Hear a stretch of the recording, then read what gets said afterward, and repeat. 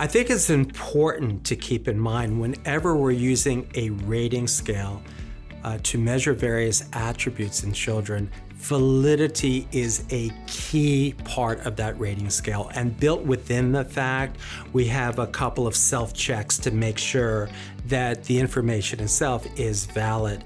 And one of those is a consistency scale. So you might see similar questions sprinkled throughout the instruments, and we're doing paired correlations to make sure that we're responding to those questions in a similar fashion. There's also an infrequency scale built into the fact where you might have a couple of questions that are very obvious in their responses, and if someone is answering in any other way, then perhaps they're not really paying attention to the question. But all examiners should really lead off in terms of their interpretation of the scale as to whether these responses are valid.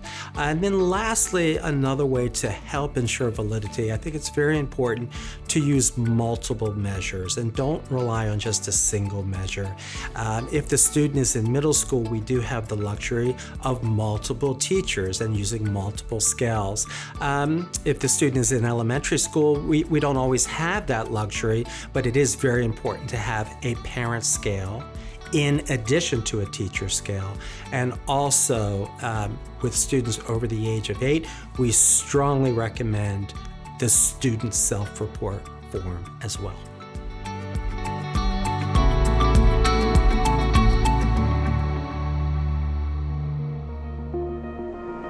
Thank you.